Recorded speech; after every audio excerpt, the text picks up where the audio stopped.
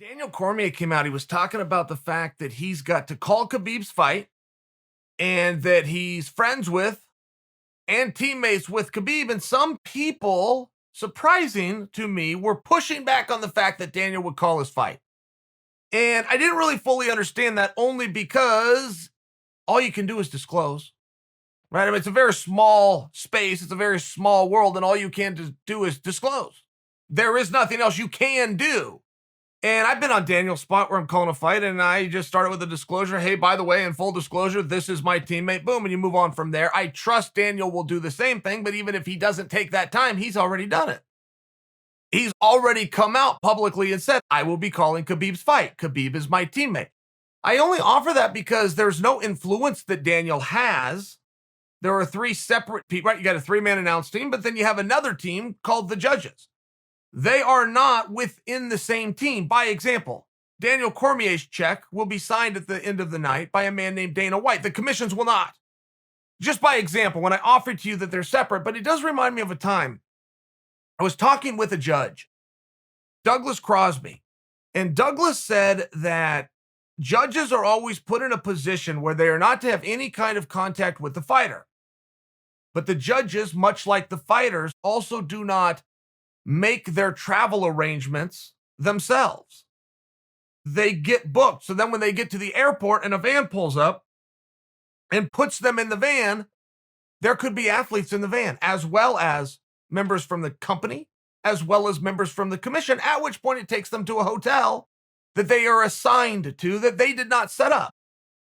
The same hotel where fellow commission members, sometimes employees of the organization, and sometimes fighters are also staying.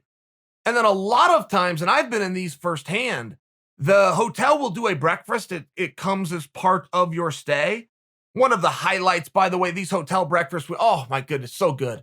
But you all go down and you all eat together, and you have to do it at a window. There's a specific window of like 7 to 9 a.m. by example, and the breakfast close up and you don't have anything else to eat. That is the food that they were serving.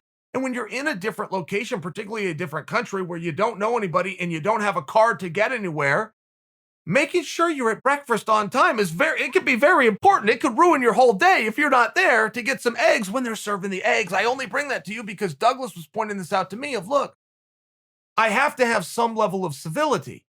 And no, I can't sit down and start to have meaningful conversations with these athletes that I'm then going to go out and judge. And if that happens, I then must go and disclose that to the executive director, of which I had breakfast with this guy today.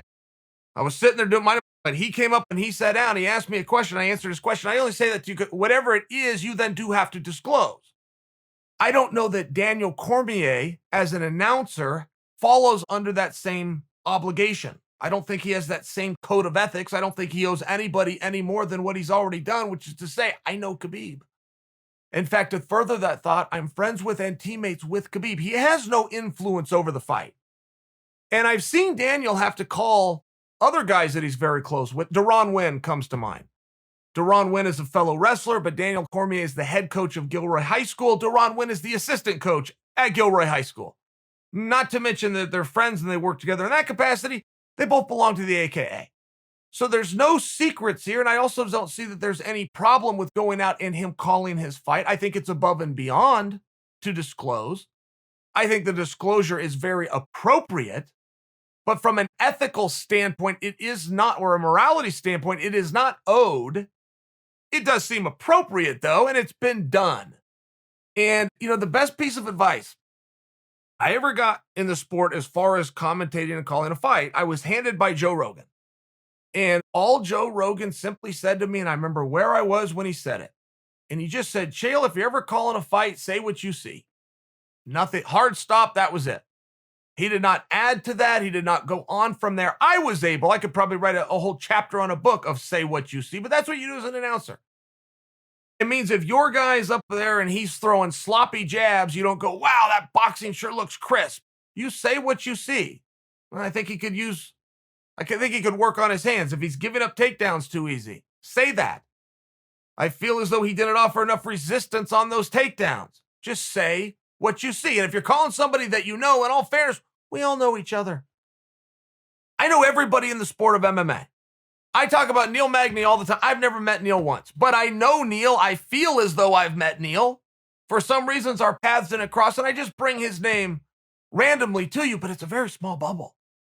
And you know that as fans. The fighters are extremely accessible. There's no sport in the world where the athletes are more accessible.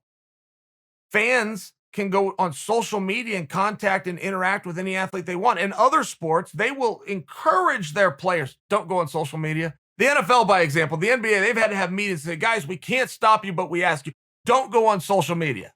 They're worried the guy will say something or hurt somebody's feelings or maybe have a drink or two and put out an image that he wish he would take back. MMA has just always been treated different. From Dana White, Scott Coker, just to use those examples, they encourage you to go talk to the fan. Form a relationship.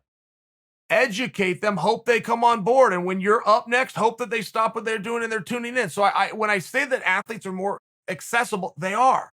They're accessible to you. So now imagine each other. Daniel's got a relationship with Justin Gaethje.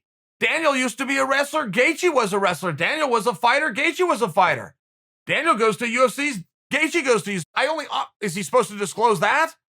How far do you go? If you meet a guy, you see him in passing, how far do you have to go? Because whatever that answer is, let me just put as a blanket statement now, anybody that works with MMA knows all of the athletes that do MMA. Whether they've ever officially sat down and shaken their hand, or they just known him at a distance, or he's friends with his coach, or he knows his mom and dad. Everybody knows everybody. The world is just that small. Does Daniel owe us a disclosure? Sure, it's polite. Did he already give it to us? Yeah, of course he did.